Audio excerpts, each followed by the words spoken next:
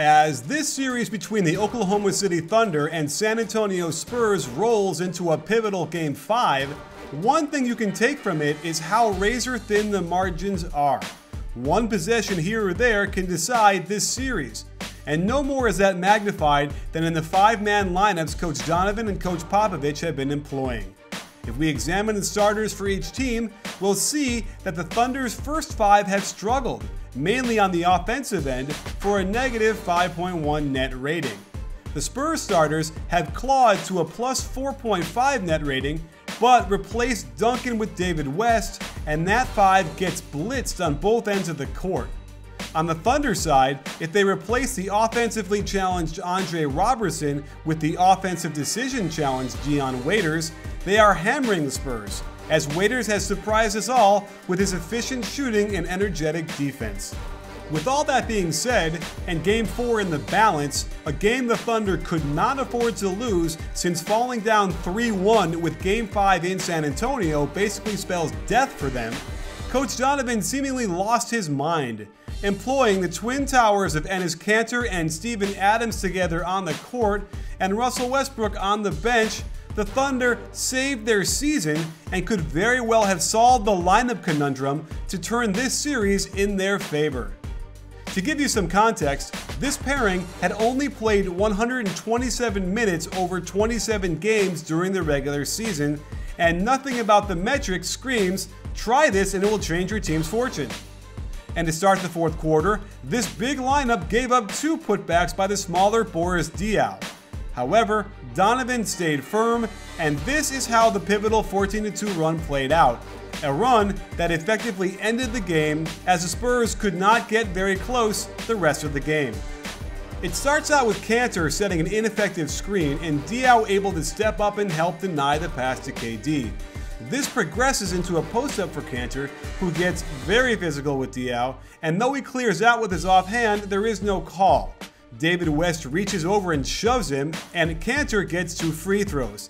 It looks like they could have gotten away with no call on Diaw, and maybe he misses this, but when West shoves him, it's a simple call for Crawford to make. The Spurs then decide to attack Adams in the low post with the much shorter Diaw, and interestingly, he's able to back him down and get a point-blank shot that, while it gets blocked, puts him right in position for the putback. The Thunder don't really run offense here, as they get lopsided with Kanter and Adams near each other on the same side. But the Spurs switch this high pick and roll way too easily, leaving Manu on an island by himself to deal with the stylings of a Kevin Durant isolation. To make matters worse, Patty Mills helps off the corner 1 pass away, even though Diaw was in good position to take advantage of bad spacing by guarding 2 players at once. Easy pass for Durant, wide open corner 3 for Foy. And even though you'd think there wouldn't be as much spacing with Adams and Kanter together, Kanter has a reliable outside shot and he runs right to the corner 3 to spot up. The Durant ball screen is covered by Kawhi perfectly, and as the shot clock winds down, they have to rely on Dion Waiters. Manu almost gets the steal as Waiters flies in there, but Diaw decides to help on the drive even though West was right there. Another 1 pass away help that yields another wide open corner 3. Foy hasn't played much, and perhaps this is why he's not in the correct position for ice. As Adams drops, Foy is supposed to force Mills to the baseline. Instead, he allows Mills to use the screen, goes under it for good measure, and Mills nails the easy shot. With Waiters running the point, the Thunder go back to a set I thought they ran way too much in games 2 and 3, the right side pin down for KD. The Spurs choose to switch this, and while West was in the area, the contest is late, giving Durant a wide open view of the rim as he's going up. That's all he needs, and splash goes the shot. This time we see Foy playing proper position to keep Mills on the left side and not letting him use the Diaw inside ball screen.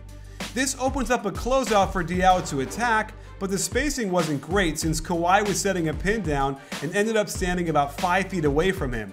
Kawhi does get KD in the air on the shot fake, but turns his advantage into a difficult step back 20-footer.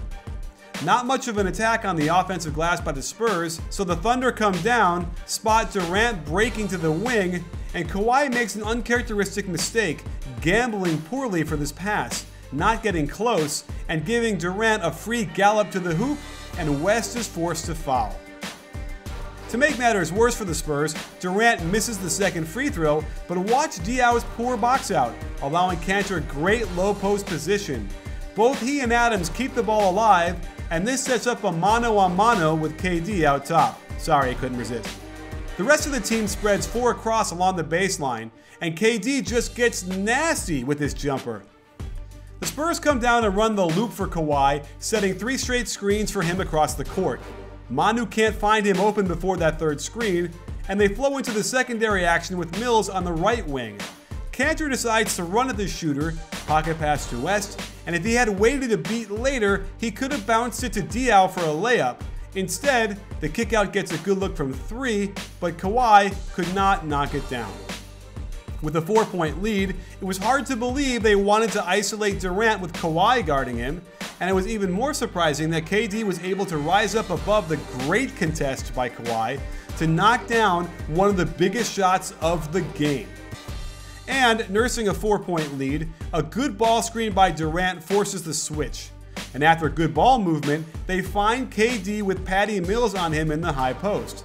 This triggers Kawhi to kinda sorta double, but he doesn't really get there, nor does he put his ridiculously long arms up, allowing Durant to easily read the Foy flare to the corner. Foy can't hit, but Kanter is able to dislodge David West, grab the board, and put it back, allowing the Thunder to take a comfortable lead they would never relinquish on their way to tying up this series headed back to San Antonio. And if Pop can't get a little better handle on what lineups to play against this supersized Thunder 5, they'll be in serious danger of losing the series.